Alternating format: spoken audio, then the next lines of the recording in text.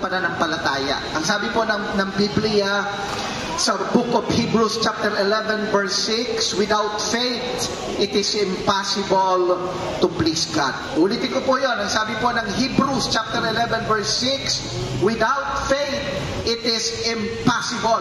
Sabihin nga natin, impossible. Hindi po sinabi ng Biblia na mahirap. Kasi yung mahirap, kaya pa rin gawin. Mahihirapan lang. Tama po ba? Tama po ba? Pero ang sabi po ng Biblia, impossible. Without faith, it is impossible to please God. Ang nais daw ng ating Diyos, manampalataya tayo sa Kanya. At kung walang pananampalataya, imposible na bibigyan ng kagalakan si Lord. So tayo po ngayon, sa umagang ito, mananampalataya tayo. At isang kapahayagan ng pananampalataya natin ay yung mga lumalabas sa ating mga bibig. Ang totoo niyan, kung anong laman ng puso mo, lalabas sa bibig mo. From the abundance of the heart, the mouth speaks. Kahit sabihin mo, naniniwala ako, pero pag negatibo na ang lumalabas sa iyong bibig, ang totoo niyan, hindi ka talaga naniniwala at nananampalataya. Kaya meron tayong i-adjust talaga. I-adjust yung laman ng isipan, ng puso, ng kaluluwa, upang ang lalabas sa bibig ay mga positibong mga bagay. So ito po ay ating idedeklara, mananampalataya po tayo na mga babanggitin natin, magkakaroon ng katuparan sa ating pong mga buhay. Tanungin mo nga ang katabi mo, handa ka na ba? Sabay-sabay po tayo. Ready? I declare unstoppable rapid growth in my life. Every barrier is broken. Every limitation is shattered. Every closed door is now removed. New things are unfolding. New promotions are arising. New testimonies are being written. New breakthroughs are coming. I welcome them with open arms. I declare that I am positioned for divine appointments and overflowing blessings. Everything I set my hands to will be blessed and multiplied. I will lend to others and not borrow, for abundance flow through me. These are my declarations in the mighty name of my Lord Jesus Christ. Amen. Palakpakan natin ang malakas na palakpak si Lord. At bago ka umupo, ito po, another declaration ng faith. Lumapit ka sa tatlong tao. Tapos sabihan mo, pabanal ka ng pabanal, payaman ka ng payaman, pa-level up ka ng pa-level up. O sige, lapitan mo ang tatlong tao. Sabihan mo, pabanal ka ng pabanal, payaman ka ng payaman, pa-level up ka ng pa-level up. Tatlong tao. At kung nabanggitan mo na yung tatlong tao, pwede ka nang makaupo. Pero hanggat wala ka pang nababanggitan na tatlong tao, remain standing. Kaya napakahalaga po na tayo po ay nagdedeklara. Praise the Lord. Sino po dito nakahanda ng makinig ng salita ng Diyos? Meron po akong sasabihin sa inyo. Tingnan niyo po akong mabuti. Napakahalaga po nito. Ako po bilang lingkod ng Diyos, tagapangaral ng salita ng Diyos, kung saan na po akong lugar na dinala ng Panginoon, Luzon, Visayas, Mindanao, at maging sa iba't ibang mga lugar sa labas ng Pilipinas. At ito po yung tinuturo sa akin ngayon ng Panginoon sa nakikita ko pong nangyayari sa bansang Pilipinas. Sa tuwing ako po ay napupunta sa abroad, sa ibang lugar, upang magministeryo, lalo na po yung mga mayayaman na bansa. Pag ako po ay bumabalik dito sa Pilipinas, nalulungkot ang puso ko. Unti-unti pa lang lumalapag ang eroplano sa Manila International Airport or NAIA, at kapag nakikita mo na, lalo na po pagka umaga, unti-unti nang naglalanding yung eroplano, hanggat nakikita mo na kahit papaano yung sa bird's eye view sa taas, yung ating bansang Pilipinas, lalo na po ang Metro Manila. Nakakalungkot kung ikukumpara sa ibang bansa. Pero alam nyo, ang pagkilos ngayon ng Diyos, hindi lang po dito sa Pilipinas, pero sa buong mundo. Pakinggan nyo po ako mabuti. Kinukuha ng Diyos ang atensyon ng tao. Ulitin ko po yon. Kinukuha ng Diyos ang atensyon ng tao. Ang atensyon ng tao napukaw ng ibang mga bagay. Nakuha ng ibang mga bagay. Kahit mga batang maliliit, na walang interest pagdating sa things of God, pagdating sa Diyos. Napakaraming mga bata ngayon, masyadong napukaw yung kanilang isipan, yung kanilang puso, ng kanilang damdamin, dahil sa mga gadgets. Na kung oorasan ang pagtangkilik ng mga bata, ang liliit pa lang, nasa cellphone na, nasa television na, kung ano-ano ang mga pinapanood, kung ano-ano ang mga pumapasok sa kanilang mga isipan, sa kanilang mga puso, lalong-lalo na kapag walang gabay ng mga magulang. Sino po dito, ikaw ay matinong tao, pag ikaw ay naglalakad, lahat ng makita mong pagkain na siguro pinagkainan na itinapon na lang, bigla mong dadamputin, ipapasok mo sa bibig mo. Naglalakad ka, nakakita ka ng hamburger na kalahati na. Siguro may kumain, hindi nagustuhan, itinapon. Nung nakita mo, pagkain hamburger yan, bigla mong dinampot, subo sa bibig. Hindi po tayo ganon. Tama po ba? Kahit ka kumakain tayo sa restaurant at hindi tayo pamilyar doon sa pagkain, may mga pagkakataon pa nga, inaamoy pa natin. Inaamoy pa natin, ano ba to? Okay ba to? Maanghang ba to? Matamis ba to? Maalat ba to? Baka sobrang alat na to. At may pagkakataon pa, pag hindi tayo pamilyar sa pagkain, hindi lang natin inaamoy, may mga pagkakataon, tinitikman muna natin. Ayaw kagad nating isubo. Nais nating malasahan. At gusto din nating malaman, mainit ba to? O maaaring ikaw, nasubukan mong bigla mong isinubo, mainit pala. O yung kape na bigla mong hinigo pa, mainit. Kaya ayaw mo muna. Alam niyo, kung tayo ay kumakain upang pumasok sa ating sikmura ang pagkain, ganun din sa ating isipan. Marami tayong pinapakain sa ating isipan na ipinapasok natin. Ang nakakalungkot, pag hindi tayo aware kung ano lang ang damputin natin, makita sa social media, makita sa internet, makita sa television, hindi pinipilter ng tao ngayon. Hahayaan na lang na pumasok, hindi na nga kinukonfirm. Yan ba ay legit? Lalo na, meron ng tinatawag ngayon na AI. Ano po ang ibig sabihin ng AI?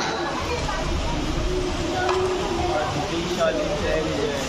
Ano ba? Artificial na. Kaya, ibig sabihin, hindi talaga yon totoo. Artificial lang. Kahit mga balita, meron. Makikita mo talaga doon. Kaya na nilang gayahin ng AI yung itsura ng tao. Akala mo talaga ang nagsasalita ay si BBM, ang ating presidente. Pero posible pala na kung hindi natin i-confirm, hindi pala talaga siya. Pero may mga pagkakataon tinatanggap na natin kung ano napapanood, kung ano napapakinggan, kung ano nakikita, tinatanggap na. Pero pagdating sa sikmura, sandali lang, maselan ako. Ayoko nang maanghang. Ayoko nang mapait. Hindi lahat ay isinusubo ko sa bibig ko. Pero napakaraming bagay ipinapasok natin sa ating isipan. At dahil dito, napukaw na, nawala na, lumayo ang atensyon ng tao sa Diyos.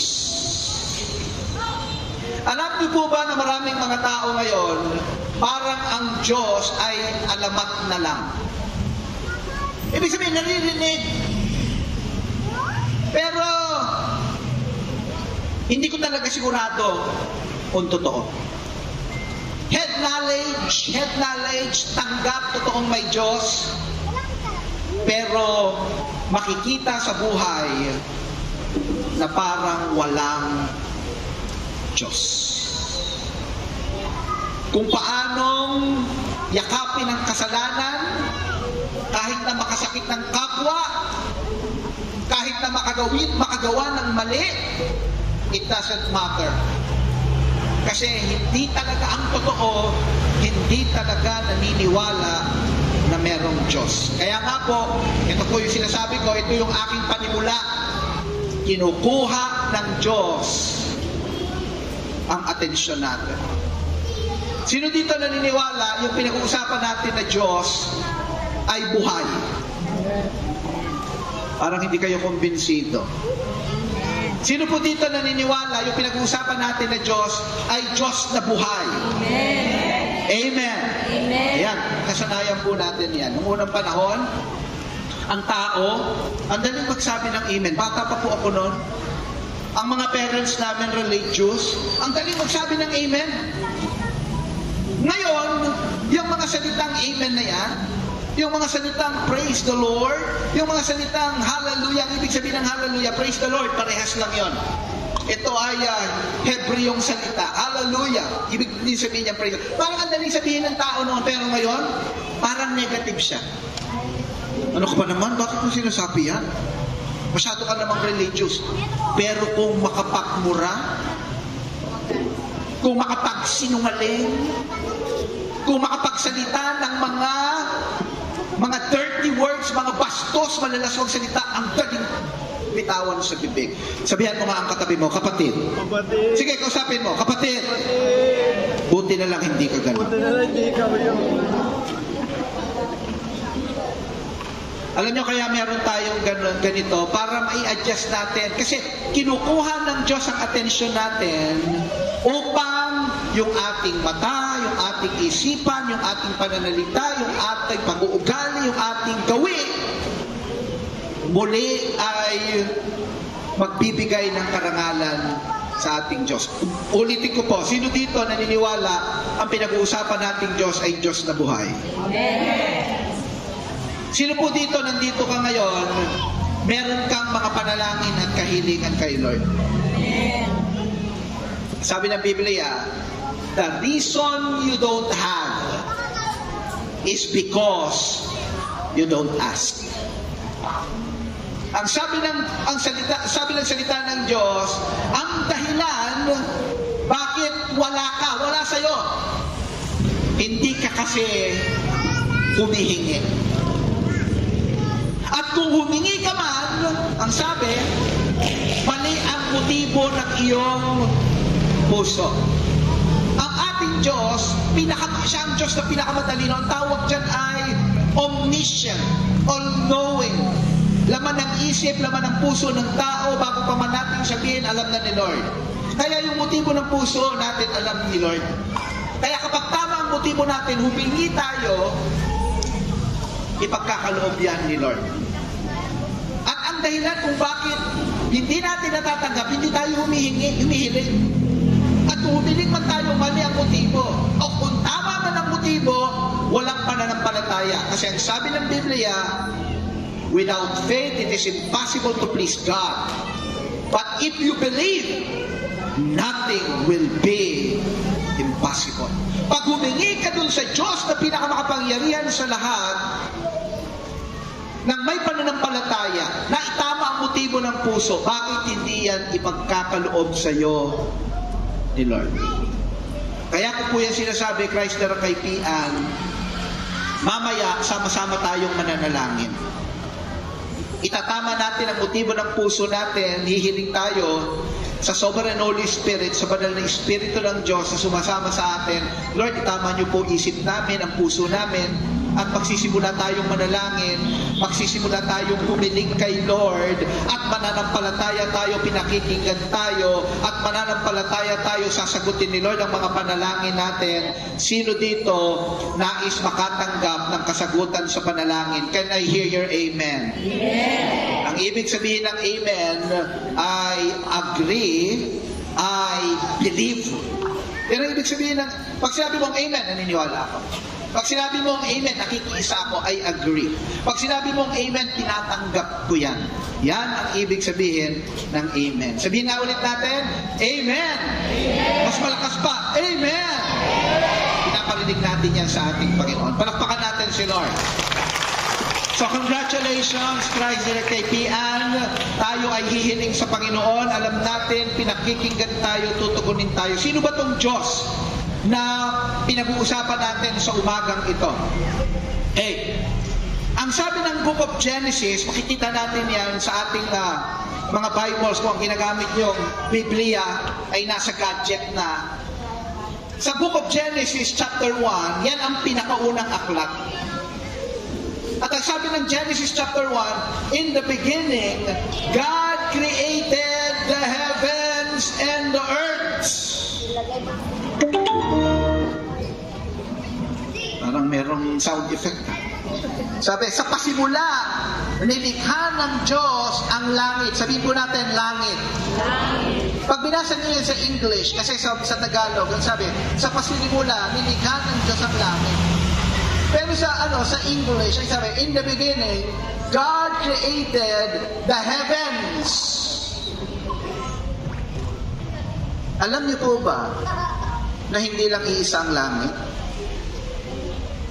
Alam niyo po ba na merong first heaven, merong second heaven, merong highest, merong third heaven, at merong highest heaven. At ang sabi ng Biblia, in the beginning, God created the heavens and the earth. At yung heavens na yun na binabanggit, sa pasimula, nilikha ng Diyos ang langit, napakalaki niyan. Yung first heaven, second heaven, third heaven, highest heaven, napakalaki niyan. Na hindi nga maabot ng kakayanan ng tao, hindi maabot ng technology ng tao, yung tinatawag na heavens. Hindi maabot. Na pagka ang tao ay tumingala sa langit, makikita yung mga bituin. Yung mga bituin na yan, na makikita natin kapag kagabi, yan lang yung kayang abutin ng ating mga mata. Pero nung tinutuklas na yan pala ay countless. Ano ibig sabihin ng countless? Hindi kayang bilangin. Alam niyo po, nung ako po ay bata, may pagkakataon na umaakyat ako sa aming bubungan. Ewan ko kung may gumawa sa inyo yan nung bata. Ngayon ang mga bata palaging nasa gadget. Kami nung unang panahon, aakyat ako ng bubong, hihiga ako. At pagkatapos paggabi, tinitignan ko yung mga bituin. At nagkaroon ng pagkakataon, out of curiosity, binilang. Subukan niyo po yan, nakakatuling. Hindi mo mabilang. Napakadami. Pero yan lang ang abot ng ating mga mata. Nung gumamit na ng gadget ang tao at tinignan ang kalangitan, napatunayan, hindi pala mabilang. Hindi talaga kayang bilangin kahit may gadget. In the beginning, God created the heavens and the earth. Alam niyo po ba yung mundo na kung nasaan tayo ngayon? Para lang siyang isang butil ng buhangin sa gitna ng disyerto. Ulitin ko po yun. Yung mundo na nandito tayo ngayon, kung ikukumpara dun sa in the beginning, God created the heavens and the earth. Ito pong earth na ito, ang katumbas ay isang butil ng buhangin sa gitna ng disyerto. At merong Diyos na pinakamakapangyarihan sa lahat na lumikha. Hello? Hello? Bakit ko sinasabi sa inyo? Kasi kapag na-realize mo na yung Diyos na pinag-uusapan natin, napakalaki. Napakamakapangyarihan. May mga pagkakataon na ang feeling mo, yung problema mo, napakalaki. Gaano kalaki ang mundo? Isang butil ng buhangin sa gitna ng disyerto. At dun sa butil ng buhangin sa gitna ng disyerto, nandun ka sa loob. Ang laki ng problema mo. Feeling mo, yan ang kasinungalingan ng Diablo. Pag-usapan natin yan. Dito sa topic, nag-i-introduction pa lang po ako. Mahaba akong mag-introduction, pero maiksi lang ang aking topic. Kaya ako hinahabaan ng introduction para pag pumunta tayo dun sa topic, naka-mindset na tayo, ma-absorb kaagad natin ang naisituro sa atin ng Panginoon. Isipin ninyo yung isang butil ng buhangin sa gitna ng disyerto. Nakapunta na po ba kayo sa disyerto? O sige, wag na lang natin pag-usapan ng disyerto. Ha? Nakakita ka ng may ginagawang bahay. At pagkatapos, may dumating na truck. Biglang ibinuhos doon yung isang truck ng buhangin. Kumuha ka ng isang butil. Doon sa isang truck ng buhangin, katiting lang yung isang butil. Yan ang mundong ginagalawan natin at nandun ka. At kapag wala kang realization ng Diyos na pinag-usapan natin, in the beginning, God created the heavens and the earth. Pag nagkaroon ka ng problema, dadayain ka ng Diablo na parang napakalaki ng problema mo, walang pag-asa, kaya maraming mga tao ngayon. As in marami. Pataas ng pataas ang percentage ng mga taong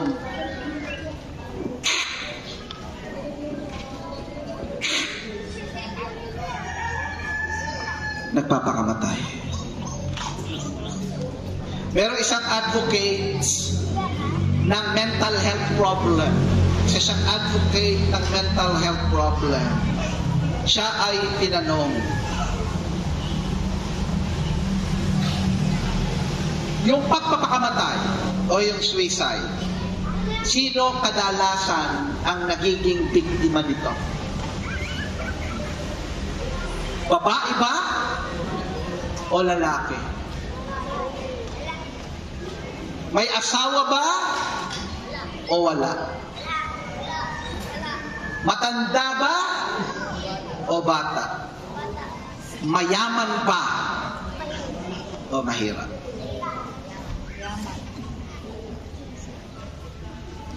Alam niyo po ang sagot? Lahat. Pag hindi na itama ang mindset, kahit na mayaman, magpapakamatay. Mali ang pananaw. Hindi pera ang solusyon. Kahit na mahirap, pag mali ang pananaw, ang mindset, magpapakamatay.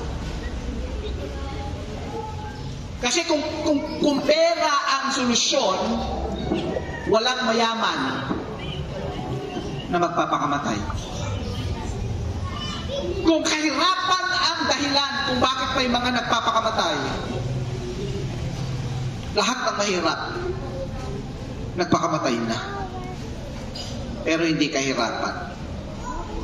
Yung tamang pananaw, dinadaya ng dyablo ang tao. Pero meron Diyos na lumikha ng langit at lupa. Nilikha ng Diyos ang mundo, nilikha ng Diyos ang tao, nilikha din ng Diyos ang mga anghel. Kung totoong merong Diyos, merong mga anghel. At may mga nakapaligid sa ating na mga anghel. Tumingin ka sa paligid. Yang katabi mo, mukha lang anghel yan.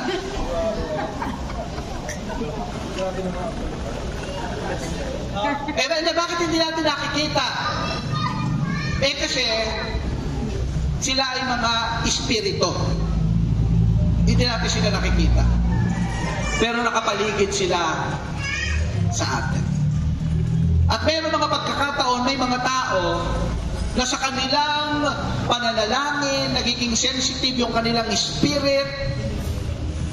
May mga pagkakataon, binubuksan ni Lord, nakakakita ng mga anghel. And bakit ko nasabi yan? Tatanungin niyo ako, Bishop, ikaw ba'y nakakita na ng anghel? Hindi pa po. Pero may mga miyembro tayo na nakakita na ng anghel. Si Repsel, ayan po yung kanina ay bumate, siya po ay nakakita na ng anghel. Sa tuwing tinitignan niya ako, may katabi pala ako.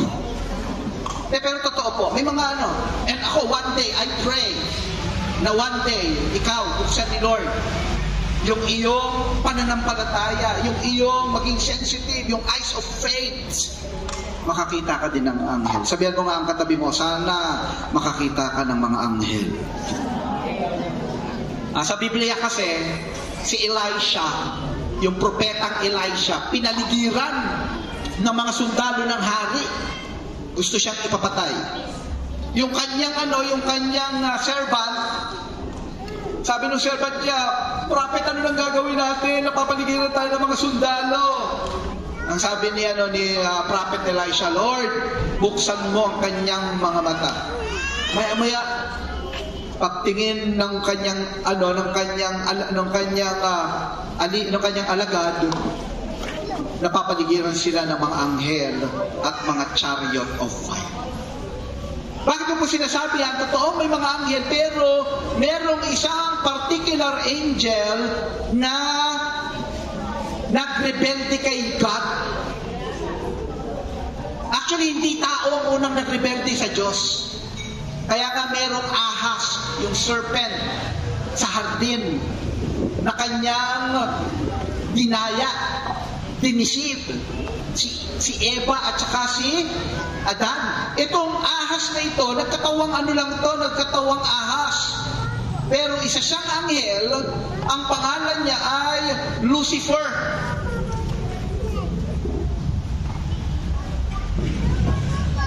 Marami sa inyo, alam nyo naman ang Christ the Rock, tayo ay nasa Ministry of Deliverance. Tama po? Nakaka-encounter tayo, maraming pagkakataon nakaka-encounter tayo ng mga demonic spirits, nakaka-encounter tayo ng mga mangkukulam, ng mga satanista.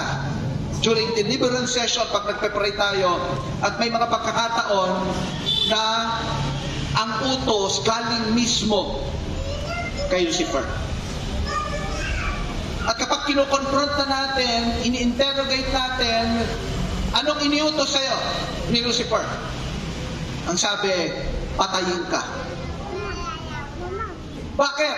Pupunta na po tayo sa ating babasahin na talata.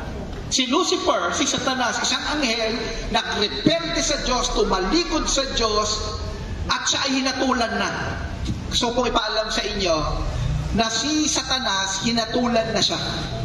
At ang hatol sa kanya, siya ay ibubulig sa dagat-dagatang apoy sa impyerno.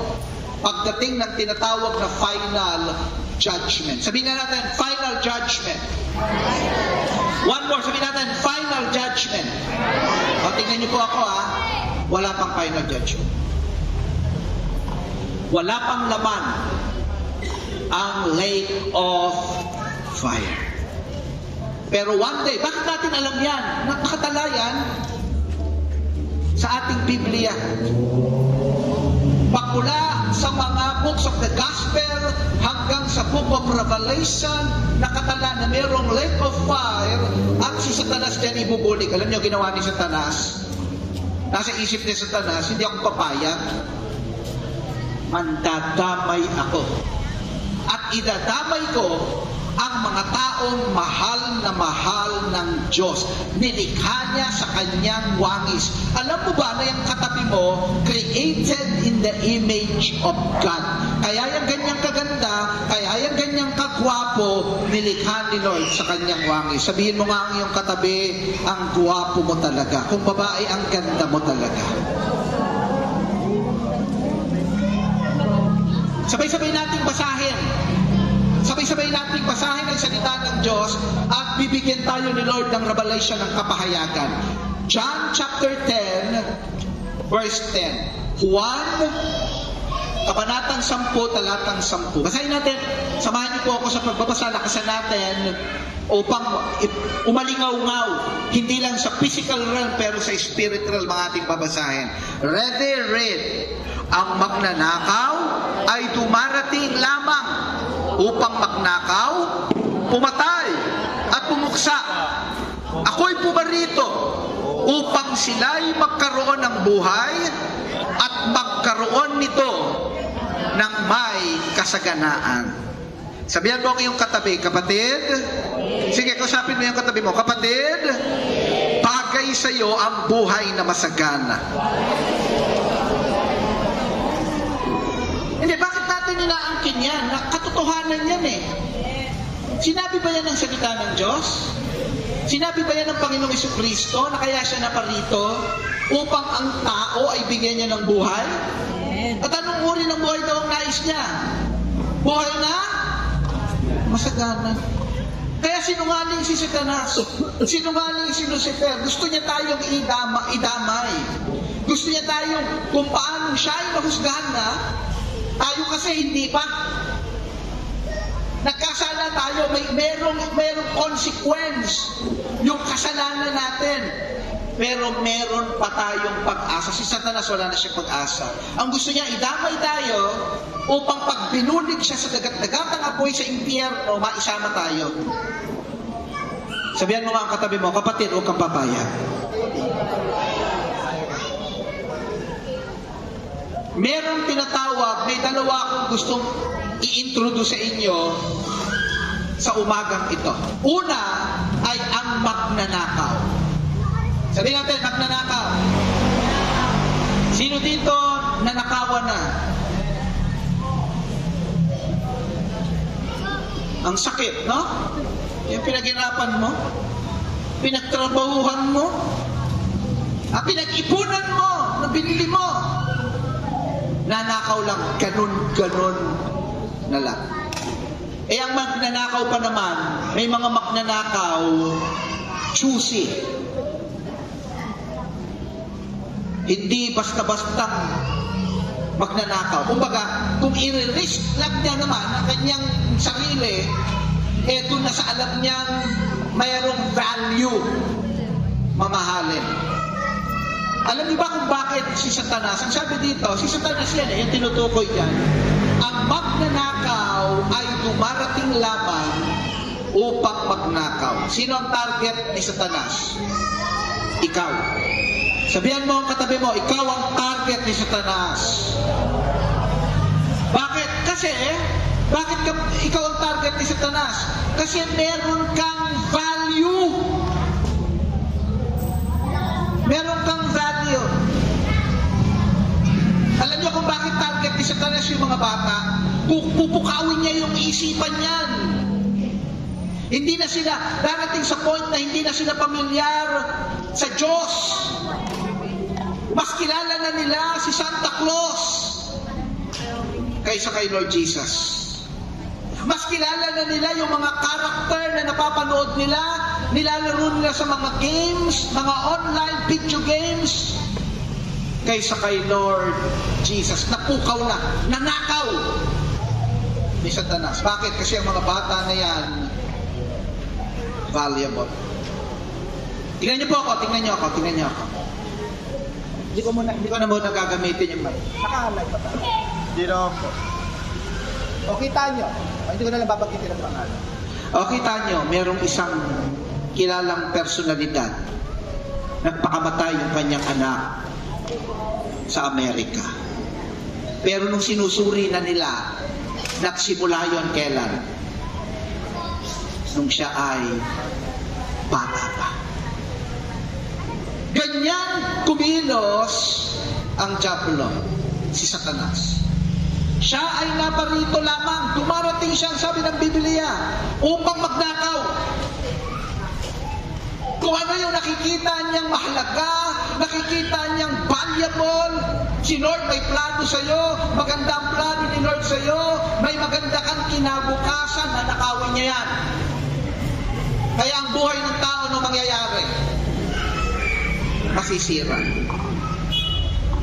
Pag nagkakaroon kami ng pagkakataon na makapasok sa mga bilangguan, nagkaroon din po ako ng pagkakataon na mangaral sa ating mga nakabilanggo dito sa ating presinto ng San Jose del Monte. At kahit sa sa Manila City Jail, sa Muntinlupa, pag tinatanong ko yung mga mga preso, kung nagkaroon ba ng pagkakataon sa isip nila na isang araw sila ay mapupunta ng bilangguan, wala po. Hindi nila pinangarap, hindi man lang sumagi sa isip nila ng mga bata sila na isang araw nandun sila, makikita nila ang sarili nila nasa bilangguan. Nung mga bata pa sila, ang gaganda ng mga pangarap. Gustong maging doktor, gustong maging abogado, mayroon pa gustong maging artista.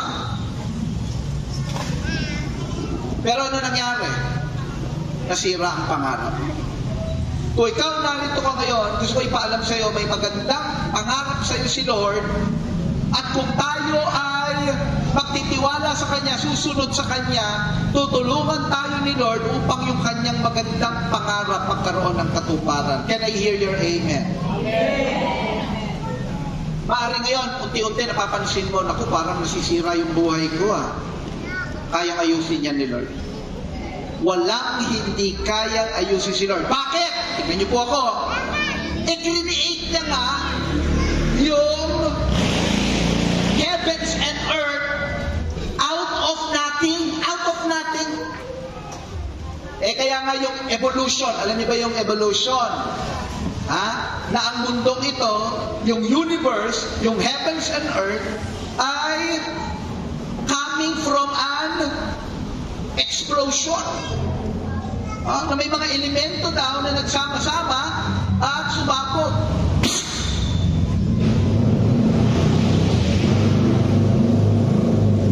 At ito na, nagkaroon ng ganito.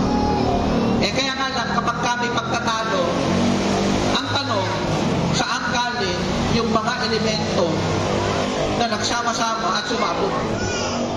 Saan galing? Hindi pa rin natutumbok yung pinakasimula.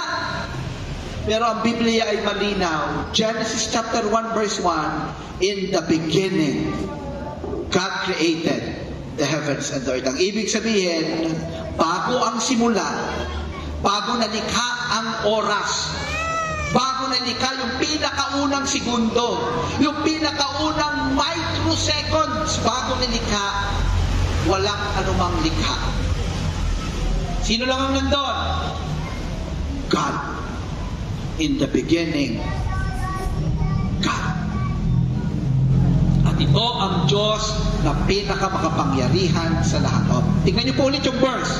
May mga kapahayagan dyan na matutuklasan tayo. Ang sabi dito, ang magnanakaw ay dumarating lamang upang magnakaw. Pero hindi lang magnakaw. May mga magnanakaw na parito, may mga magnanakaw, siguro, papasukin ng isang bahay. ang isang business establishment o lalapitan ng isang tao, ang layunin lang magnakaw. Walang intensyong manakit. Magnakaw lang. Pero si Satanas, ang sabi ng Biblia, ang pakay niya, hindi lang magnakaw. Anong sabi niyan? Upang magnakaw, pumatay, at pumuksa. Patay na, sisirain pa niya. Pero ang sabi ng Panginoong Jesucristo, kasi si Lord Jesus Christ ang nagsasalita dyan sa John chapter 10 verse 10, ang sabi niya, ako ay pumarito upang sila, ang tao, ang kanyang mga tupa ay magkaroon ng buhay at magkaroon nito ng may kasaganaan. Okay. Pupunta na po ako sa aking topic. Tapos na po ako sa introduction. Ang title po natin, Laya. Lumaya ka na, huwag nang bumalik. Ang magnanakaw ay talunan, ang mananakop ay matagumpay. Kanina sabi ko, may introduce ako sa inyo. Una, merong magnanakaw. Pero meron namang pangalawa, ang tawag sa kanya ay mananakop. Sino ito? Ang ating Diyos na buhay. Palakpakan nga natin ang ating mananakop. So nais kong ibigay ang 4 na mabilis na puntos sa salitang laya. Ito yung aking nais gamitin. Okay? Una, number 1, sa salitang laya, lansangin ang kasinungalingan. Ano ibig sabihin nito? Expose the lies of the enemy. Ito yung ginagawa ko kanina pa. Ine-expose ko. May totoong Diyos. May totoong Satanas. Siya ay dating anghel. Siya ay nagrebelde sa Diyos. Siya ay naparito upang magnakaw, pumatay, pumuksa o magwasa. At idadamay niya ang sangkatauhan. Huwag tayong magpadaya kay Satanas. You are not worthless, hopeless, or forgotten. Huwag mong iisipin, kinalimutan ka ni Lord, pinapayaan ka ni Lord, kaya ka nandito ngayon. Walang aksidente kay Lord. Amen.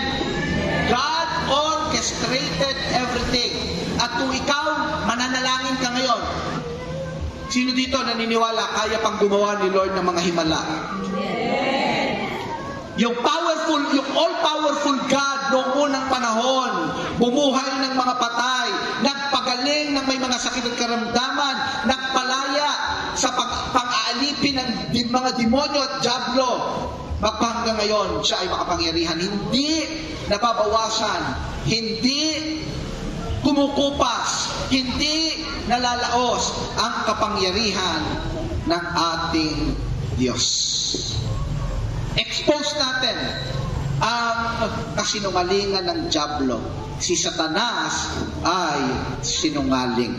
Sabihin nga natin, si Satanas ay sinungaling. 1, 2, 3. Si Satanas ay sinungaling. Expose it.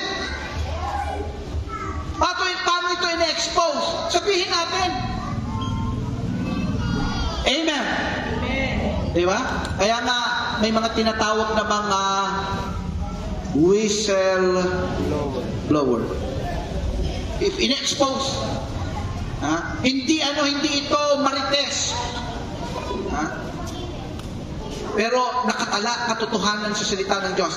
Si Satanas ay sinungaling. May magandang plano si Lord sa buhay mo. Sa lahat ng naniniwalang maganda ang plano ni Lord sa buhay mo at magkakaroon niya ng katuparan, pwede bang pumalakpak ng malakas na palakpak?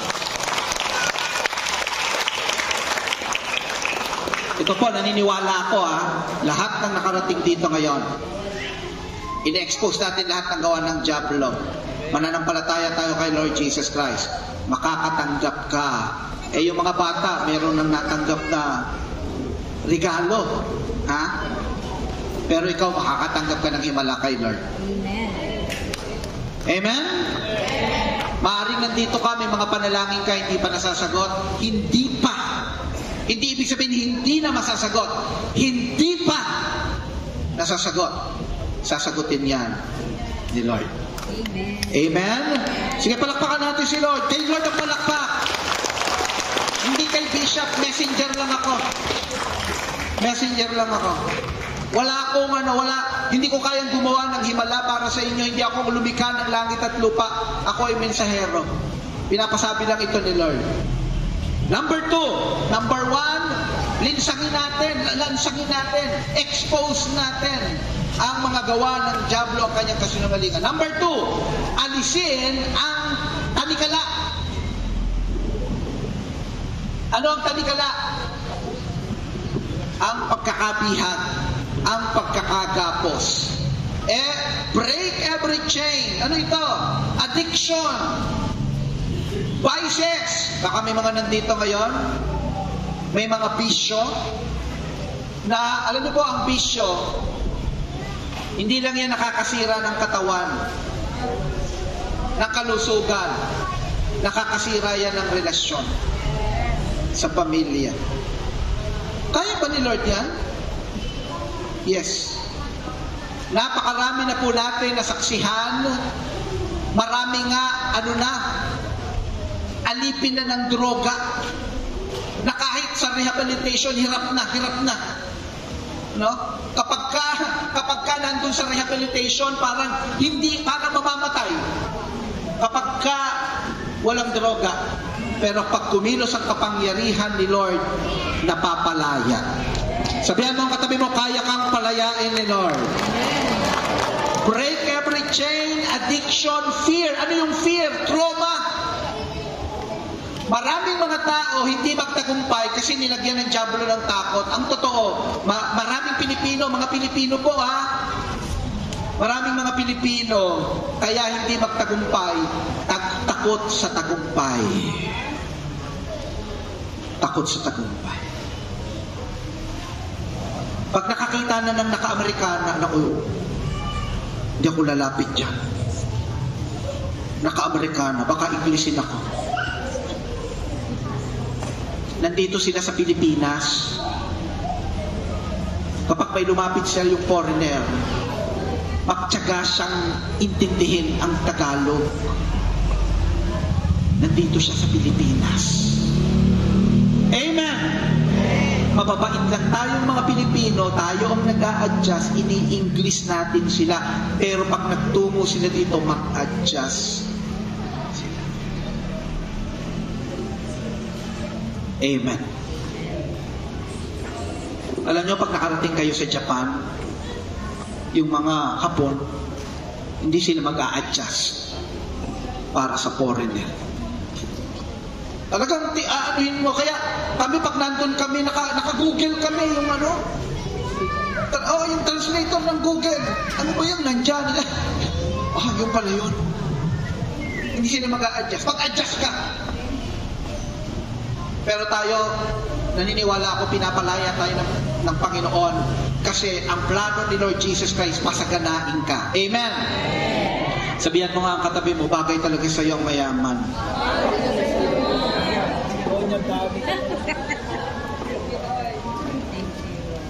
Kaya ba yan ni Lord? Yes. Yes. Alam niyo ba ang kayamanan ay umiikot lang sa mundo? Wala namang lumalabas at dinadala sa Mars, dinadala sa Saturn. Wala. Ang kayamanan dito sa mundo umiikot lang. Dumadaan sa kamay ng iba't ibang mga tao. Pero pag tinuruan tayo ni Lord, madaming kayamanan ang dadaan sa mga kamay mo. Lahat ng naniniwala ko malakpak na malakas na palakpak. Hallelujah! Alisin ang tanikala, yung pagkagapos ng kahirapan sa mga Pilipino. Kayang alisin yan ni Lord. Kaya tayong palayain ng Panginoon. Lalo na ang mga nananampalataya sa Diyos, ang nais ni Satanas, maghirap ka para ang mensahe ng mabuting balita hindi maipangaral. Bakit? Kasi para humayo, sa totoo lang, kung halimbawa tayo, nandito tayo ngayon, gumagamit tayo ng ganito. Yung galaw ba natin dito, gumastos tayo, palagay niya.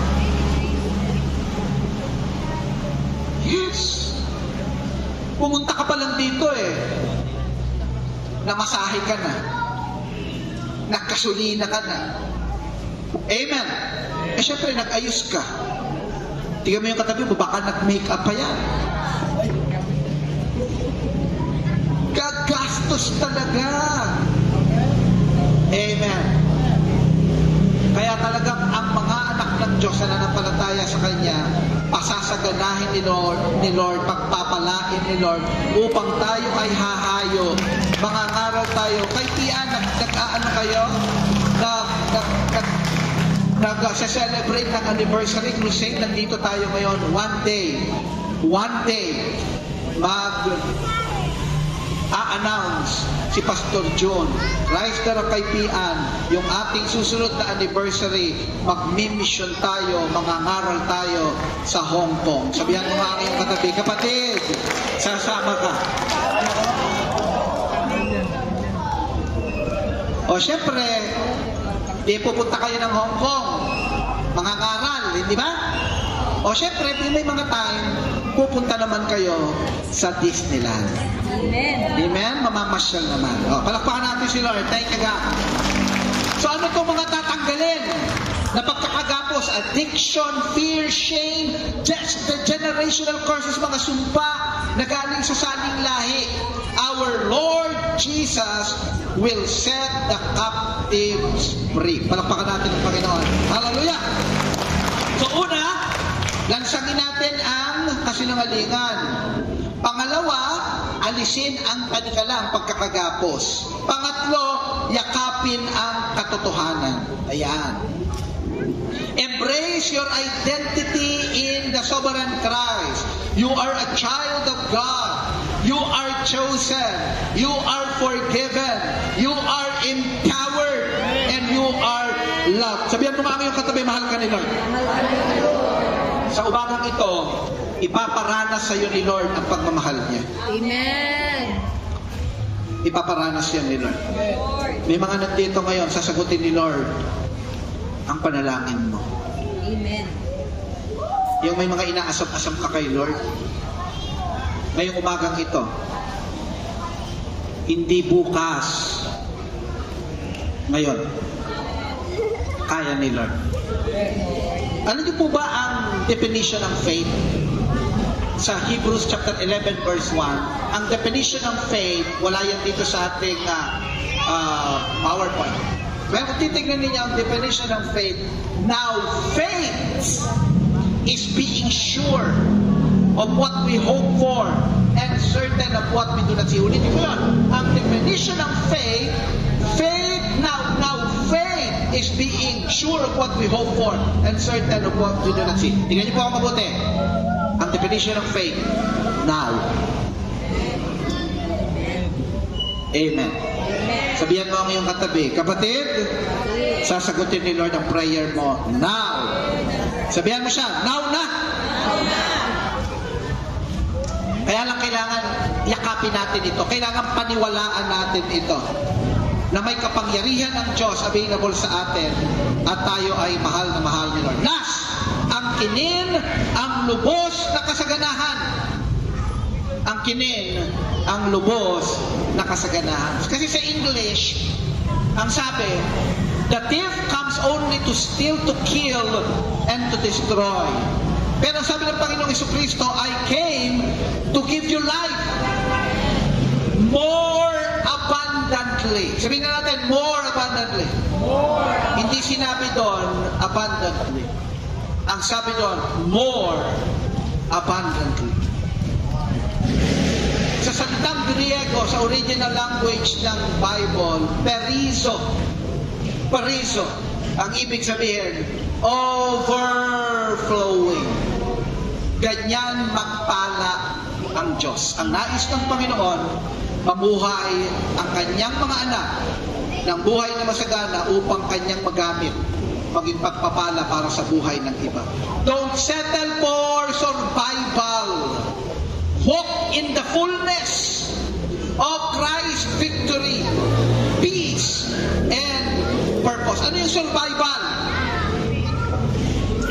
Ito na po ako magtatapos. Pagtatapos na ako, yung mananalangin tayo. Gusto ko pong magministeryo sa inyo. Ano ang survival? Ipaparaphrase ko po ang salitang survival. Isang kahig, walang tuka pa, wala pa. Wala pang tuka.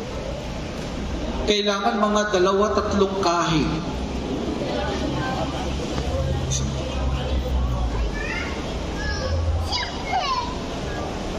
Kaya nasasabi natin ng mga Pilipino, ang hirap ng buhay.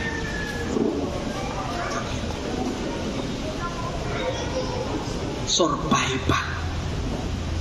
Survival. Alam niyo ibig sabihin ng survival? Ang ibig sabihin ng survival, ang taong nagigipit sa 5-6. Kumakapit. Bakit kumakapit sa 5-6? Survive. Kailangan ko mabuhay. Amen? Maraming mga Pilipino hindi lubog sa utang. Lunod na lunod.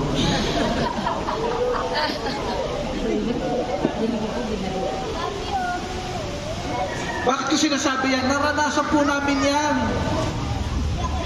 Yung mangungutang ka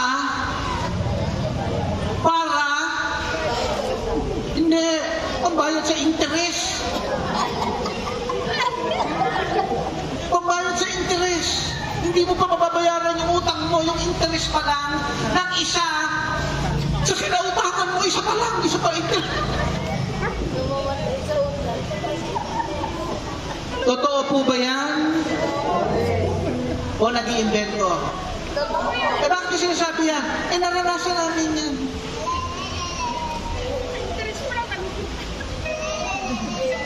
Pero pinalaya kami ni Lord. Tingnan niyo po ako. Pinalaya kami ni Lord.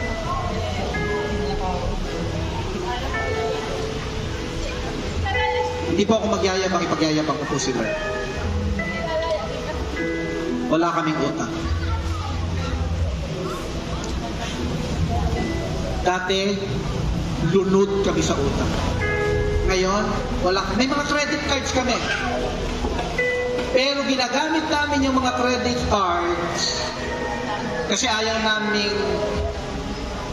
bawasan yung cash. Pero kung gusto namin bayaran yung credit cards, mababayaran namin. May wisdom niya kung gusto nyo matutong gumamit ng credit cards, lumapit kayo parents. Para yung ginagastos mo, hindi mo sariling pera. Naka-live tayo. Meron na ako. Pero kailangan turuan ka ni Lord. Bigyan tayo ng wisdom. Bigyan tayo ng basbas. Amen. Last year, dinala kami ng Panginoon 3 bansa. 6 na mga bansa. Last year. Ngayong taong ito, sabi ko, parang mababa, 5 lang. Biglang may pahabol pa si Lord ngayong December. Babalik kami sa Japan. Bakit ko po yan sinasabi? Hindi ko yan sinasabi upang magyabang ako dahil tatamaan ako ng kidlat. Dahil alam ko, hindi naman sa sarili kong kakayanan. May mga nandito kilala. Si Kuya G.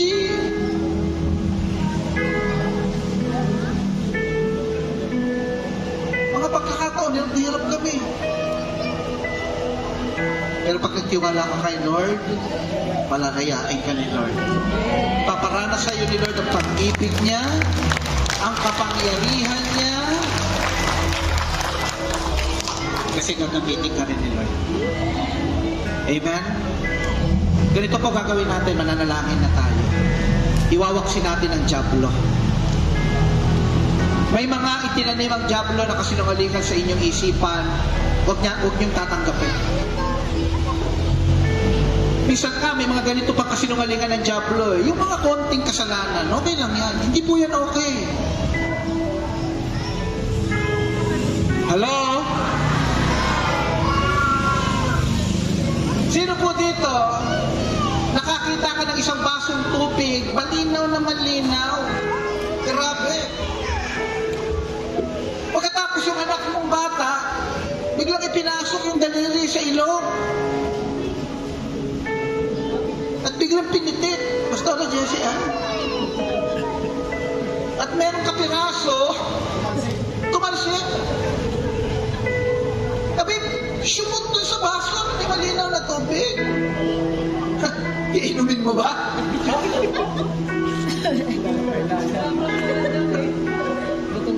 Ikatitig lang. Ganun ang kasalanan. Kaya nga pwede tayong humingi ng kapatawaran para kung tayo ay nagkasala, lilinisin tayo. Amen? Ang pangako ng Panginoon, 1 John chapter 1 verse 9. If you confess your sins, He is faithful and just to forgive you and to purify you from all unrighteousness. Tayo po lahat ay tumayo. Magmiministeryo na po ako sa inyo. Pero sa pagkakataong ito, may mga katotohanan na itinuro sa atin ang salita ng Diyos. I-apply natin. We are not just hearers of the Word. We are believers of the Word. Ipikit natin ang ating mga mata.